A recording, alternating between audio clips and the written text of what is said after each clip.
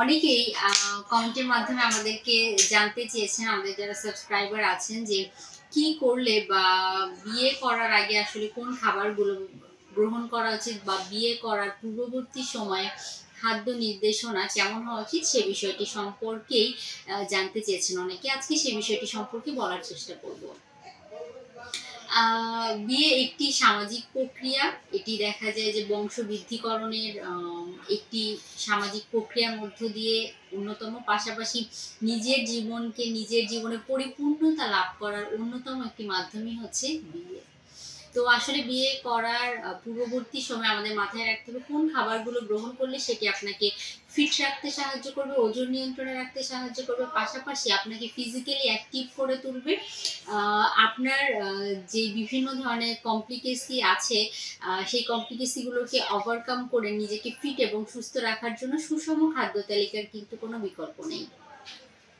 সেজন্য যারা বিয়ে করার পূর্ববর্তী সময়ের মধ্য দিয়ে যাচ্ছেন তাদেরকে বলবো, যদি ওজন অতিরিক্ত হয় তাহলে অতিরিক্ত ওজনটি ঝরিয়ে ফেলার চেষ্টা করতে হবে, কেননা অতিরিক্ত ওজনের জন্য কিন্তু শারীরিক বিভিন্ন সমস্যা বা জটিলতা তৈরি হতে পারে, যেটি আপনার বিবাহিত জীবনে প্রতিক্রিয়া তৈরি করতে পারে।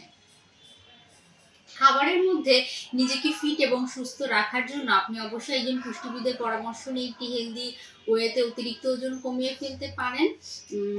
আর পাশাপাশি অনেকেই বিয়ের শপিং করার জন্য দেখা যায় বেশিরভাগ সময় বাহিরে থাকেন, তখন বাহিরের অতিরিক্ত ফাস্ট ফুড, তেল মশলা জাতীয় খাবার, রাস্তার পাশে বিভিন্ন অস্বাস্থ্যকর খাবারগুলো গ্রহণ করেন। এই বিষয়টি মাথায় রাখতে হবে যে বিয়ের আগে আপনি যদি এই খাবারগুলো গ্রহণ করেন হঠাৎ করে কিন্তু অসুস্থতার কারণ হতে পারে এই বাহিরের অস্বাস্থ্যকর খাবারগুলো। সেজন্য অবশ্যই খাবারগুলোকে এড়িয়ে চলতে হবে।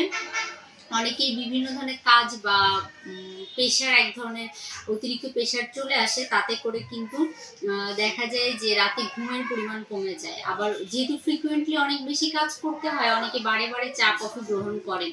এই চা কফি গ্রহণ করার ফলেও কিন্তু দেখা যায় শরীরে প্রতিক্রিয়া তৈরি করতে পারে। সেজন্য যারা বিয়ের পরিকল্পনার মধ্য দিয়ে যাচ্ছেন পূর্ববর্তী সময়ে অবশ্যই এই অতিরিক্ত চা কফি জাতীয় খাবার, অতিরিক্ত মিষ্টি জাতীয়, চিনি জাতীয়, সুগারি ফুড যেগুলো আছে সেগুলো কিন্তু এড়িয়ে চলার চেষ্টা করতে হবে। পাশাপাশি খাদ্য তালিকা আসলে কোন খাবারগুলো রাখার চেষ্টা করবেন সেগুলোর কথা যদি বলতে হয়, ছেলে এবং মেয়ে উভয়ের ক্ষেত্রেই বিয়ের পরবর্তী সময় নিজেদের যৌন জীবনকে অনেক বেশি পারফেক্ট করে তোলার জন্য কিন্তু আপনি বেশ কিছু খাবার অন্তর্ভুক্ত করতে পারেন, যেমন হচ্ছে জিঙ্ক জাতীয় খাবার, সেরোটোনিন জাতীয় খাবার, ক্যালসিয়াম জাতীয় খাবার, এছাড়া ওমেগা 3 ফ্যাটি অ্যাসিড সমৃদ্ধ খাবার। এই খাবারগুলো কিন্তু আপনার বিবাহিত জীবনকে আনন্দময় করে তুলতে পারে। পাশাপাশি আপনি নিয়মিত প্রোটিন জাতীয় খাবার গ্রহণ করতে ভুলবেন না। ফলমূল, শাকসবজি গ্রহণ করতে হবে অবশ্যই, কেননা এগুলো থেকে অ্যান্টিঅক্সিডেন্ট পাওয়া যায়। অ্যান্টিঅক্সিডেন্টগুলো কি করবে? আপনার রোগ প্রতিরোধ ক্ষমতা বৃদ্ধি করবে, শরীর ভালো রাখবে, আপনার ত্বকের বা স্কিনের সৌন্দর্য বৃদ্ধি করতে সাহায্য করবে। তো দর্শক যারা শুনছিলেন তারা আশা করি এই খাবারগুলো খাদ্য তালিকায় রাখতে ভুলবেন না। সেটি কিন্তু আপনাকে বিবাহিত জীবনকে যেমন উপভোগ্যময় করে তুলতে সাহায্য করবে, পাশাপাশি নিজেকে ফিট এবং হেলদি রাখতেও কার্যকর ভূমিকা পালন করবে।